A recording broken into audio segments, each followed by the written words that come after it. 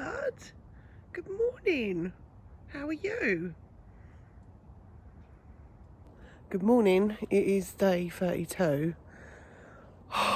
It's about 4:45, and I literally got down here 5 minutes ago because yesterday, I thought there might be a bus early. So I'm just gonna say, I'm here. It's absolutely dead out. It's so weird because it's Saturday. No one's going to work. So yesterday when I was up at this time, everybody was going to work. So there was a lot of cars. I kind of like it like this. There was a car that come down the road earlier and I don't really like it. It's so dark and you're really on your own. And this car sort of was slowly coming down the road and it turned out to be a police car. And I was like, yay, now I feel better. So, yeah, it was nice to see them patrolling at this time in the morning. It's a bit of a weird time. But everyone's in bed and there's lots of houses that I can bang on the door to if I needed to. Hi, Foxy. I think he's looking for food, look. Are you looking for food? You look very healthy. You're not too thin. Oh, bus just went past not in service again. And I can't see anything down the bottom. I think if what happened yesterday happens again today, I think we can safely say that there is meant to be a bus at the time that would get me to work on time, but it doesn't show up. So there technically isn't a bus that will get me to work by 6 o'clock. And if that's the case, I'm just going to have to speak to my manager and be like, look, I can get there by about 6:10 and maybe stay the 10 minutes after. He's pretty good. And to be honest, I don't think there's not really anything I can do about the buses. They're just a nightmare. I don't really understand why the bus timetable says one thing and they do a complete different thing. I mean, even yesterday it said there would be a bus at 5, I think it was 5:40, it's 5:26, but the bus that I got on turned up at like 5:33 or something like that. So I still didn't get to, and then the one that did turn up had a driver that was training, which isn't his fault, but he was extremely slow, so it meant that I was probably even later than I should have been. But it is starting to be a bit of a nightmare. I'm going to speak to my boss, I think, if this happens again, because I'm going to be standing here for another 45 minutes waiting for a bus if this one doesn't turn up at 5. I see another fox and it's got a white bit on its tail. Did you dip your tail in paint?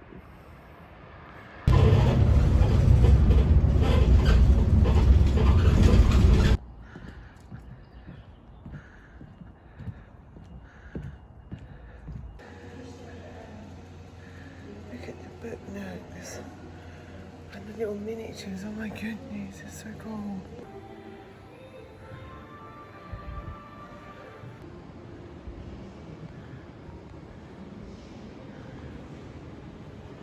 Oh dear, I've just had a bit of a red flag, guys. I just had a really weird conversation with like one of the bosses in there. And basically, I take a bottle of water to work, as most people do, and by 8 o'clock I'd done 10,000 steps and I was tired and had run out of water. Anyway, I was like, just plod on. I run upstairs, go to the toilet, and I'll go grab myself some water using the sink, like the tap, just refill my bottle. Anyway, they tell me I'm not allowed to use the tap in the canteen because it's for their staff and I'm a contractor. Do you think that's odd? I didn't think that they could deny you water, you know? Anyway, they told me just to bring 2 bottles or bring a bigger bottle or something. And I was like, well, that's just weird. There's a tap there with drinking water in it. And I don't know. I thought it was like a basic human right at work, or a basic thing. I don't know. Tell me what you think.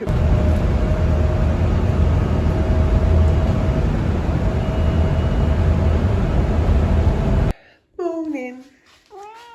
I know. Are you having a nice time? You're just sleeping on the kitchen side. Funny place to sleep. Want some belly rubs? Oh, that's a big yawn. That's how I feel. Yep. Oh, I just got home quite tired, but I'm alright.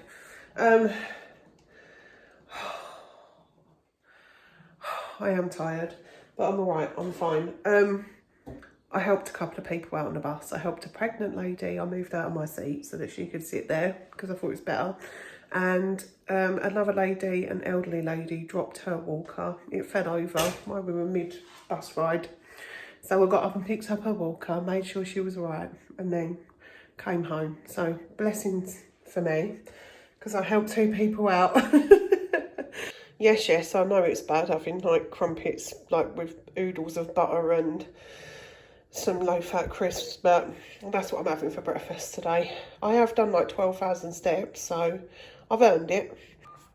I'm sat in knitting. I'm doing the other side of my tea cosy. I've got one side done already, and I'm coming up to about halfway through this side, so not too far off.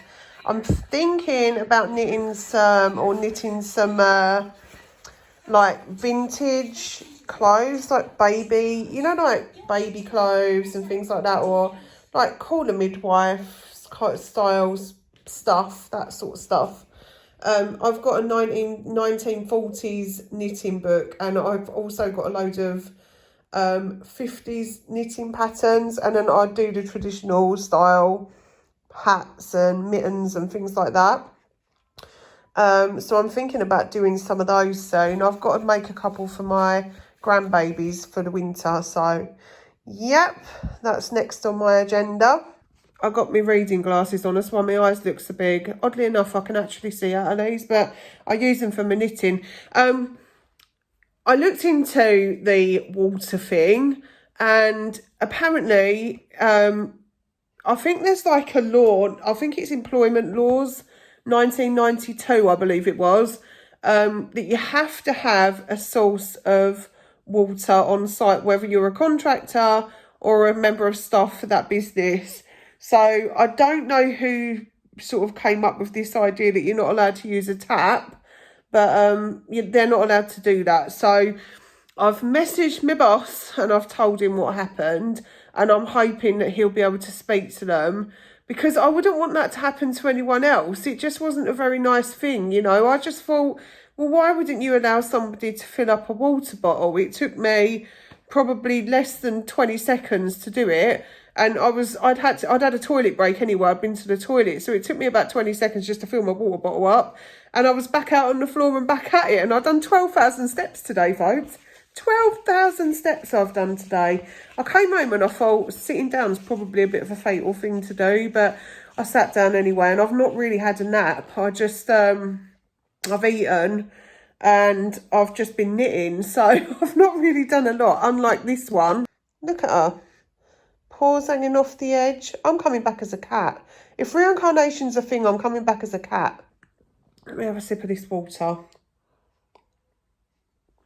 I feel like I've got a really dry throat because there was a lot of dust today. They're very dusty anyway, shops.